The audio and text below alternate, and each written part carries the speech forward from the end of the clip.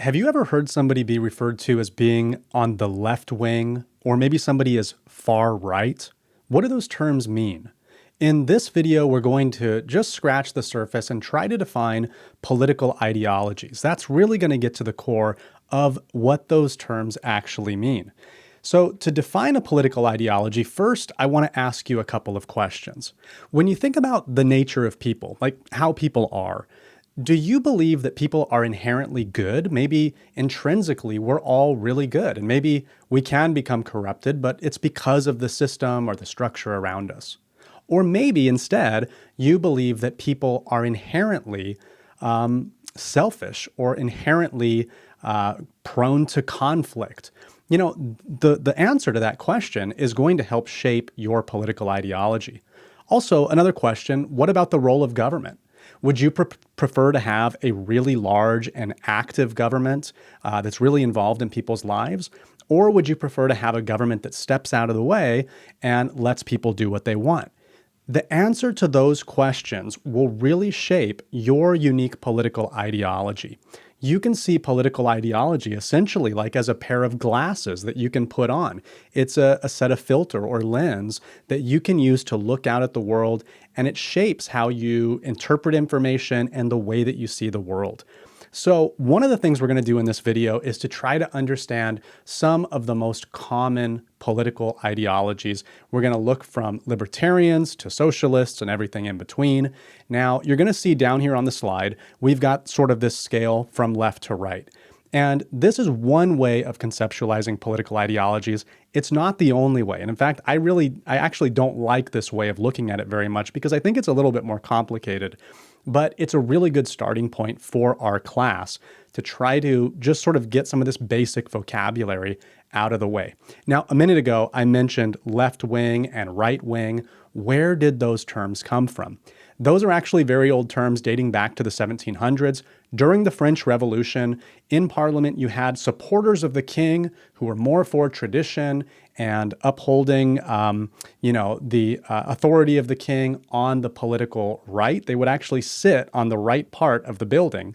And you had people who were in favor of radical change and revolution sitting on the left, because each group would kind of sit with each other. And so over time, we still describe things in this way: people on the left, people on the right. So that's kind of where that came from. So we're going to make our way through this spectrum of political views, starting first with libertarians. One of the easy ways to understand this spectrum is the comfort level that people would have with government. On the political right, people tend to be a little bit more skeptical of having a large government. They would prefer to see government be smaller. On the political left, we're going to see more comfort with a large, more robust government. And so that's going to be one of those big differences along this spectrum. So starting with libertarians, their core value is going to be to maximize individual liberty. Generally speaking, that means getting the government out of the way, having a very small government.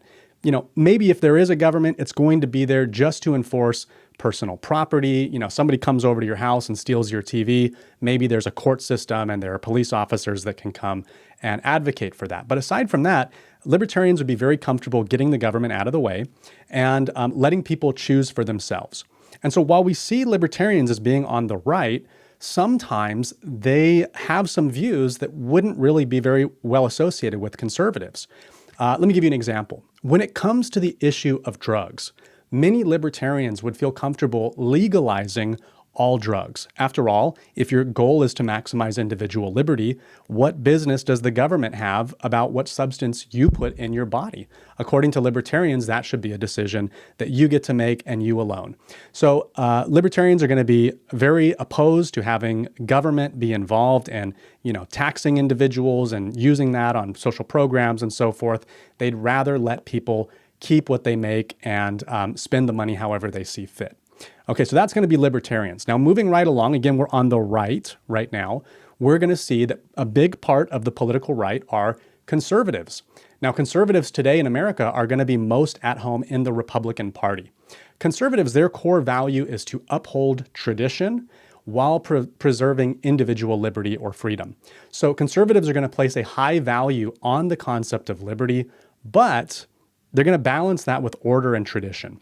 So while we saw libertarians not wanting to see any government, here we would see conservatives more comfortable with having government, especially when it comes to maintaining traditional values, maintaining social order. Going back to that example that I used of drugs earlier, a lot of conservatives would not be comfortable with legalizing drugs. The reason for that is because drugs can have negative effects. It can destroy families, it can destroy individuals, their health, their mental health. And so they would be comfortable seeing the government step in to uphold traditional values, morality, and social order. So oftentimes they're also going to be associated with limited government intervention in the economy. They would tend to prioritize lower taxes and lower regulation when it comes to businesses and so forth. You're also going to see for a lot of conservatives, a big issue is also national security. So tend to be a lot of emphasis on strong national defense, strong military, more robust national borders, and so forth. Now, right in the middle, now we're making our way over from the right to the political left, is going to be moderates. Okay, there are a lot of moderates in America today. A lot of them feel politically like they don't have a home, right? Maybe they don't feel like they fit in with the Democratic Party. They also don't fit in with the Republican Party. They're going to be somewhere in the middle. And these can be very important voters come election time, because oftentimes our political elections are so close that these moderates oftentimes are the ones that end up deciding, which candidate are you going to favor and tip the scale in their balance. Moderates, more than anything, they tend to prioritize balance and practicality. They want to see the candidate that they feel like is going to be most likely to get things done, regardless of their political views. They tend to seek compromise. They're not really a liberal. They're not really a conservative. They're somewhere in the middle. And so while they appreciate tradition, like conservatives and libertarians do, they are also open to change. So moderates play a unique role in our political environment. We're going to learn more about them throughout the semester. Now, we've gone from the political right and center. Now we're going to go to the political left. And the first group that we're going to look at are liberals. Now, liberals would today feel most at home in the Democratic Party. The core value of liberals is promoting equality to ensure fair opportunities for all. So again, for the political right, the concept of liberty is going to be really important. Individual freedom. For liberals and for the political left generally, there's going to be a greater emphasis on ensuring equality for all. So where we saw that conservatives and libertarians were a bit skeptical of big government, especially when it comes to things like the economy, liberals are going to be more comfortable with a larger government.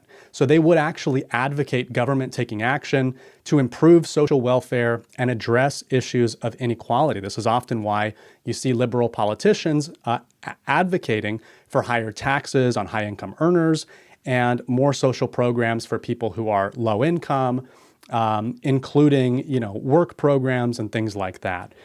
There's also tends to be a focus on historically marginalized groups. So when you look at, say, an issue like affirmative action, liberals would be far more likely to support affirmative action policies, especially for groups who, within our nation's history, have oftentimes been marginalized either because of their race or another facet of their identity. They often are more comfortable with a more active and involved government. And while we saw conservatives tended to appreciate tradition, liberals are going to be far more open to sudden change, like quick societal change. Now, again, I'm speaking in generalities. You're going to see a lot of variation within each of these groups, but that kind of gives you a difference about what are the core principles between liberals and conservatives. Now, again, we looked at far to the right. Now let's look far to the left. And the last political identity that we're going to look at together today is going to be socialists. Now, socialists are further to the left politically than liberals. Their core value is going to be economic and social equality through collective ownership and decision-making. In other words, socialists are, out of all of these groups, are going to be the most comfortable with a very, very large, active, robust government. The idea here within socialist politics is typically to have very high taxes, very high rates of taxation, especially on high income earners, but really across the board, and having the government then take those funds and using them, again, for social programs. Among some traditions of socialism, folks have even called for the government to take over private businesses, to step in and nationalize an entire industry. We've seen experiences before in the world where, say, in a socialist country, rather than having private businesses run the nation's oil production and getting gasoline out, the state will actually step in and you'll have a government to oversee that. So they're going to be, again, much more comfortable with a very, very large government. So these are just some of the political identities out there. And again, we're just kind of scratching the surface about things that they believe. Throughout the semester, these terms will keep coming back. We're going to look at the Democratic Party and the Republican Party to see how they're different from one another. And we're also going to see how these ideas of being on the political left or the political right can lead to things like polarization and how they play a huge impact on everything from our elections to the way that Americans feel about each other.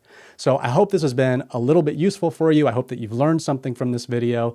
And if you have, we've got a lot more in store for you. We're going to learn a lot more about this stuff as we go forward throughout the semester. Thanks so much for your attention.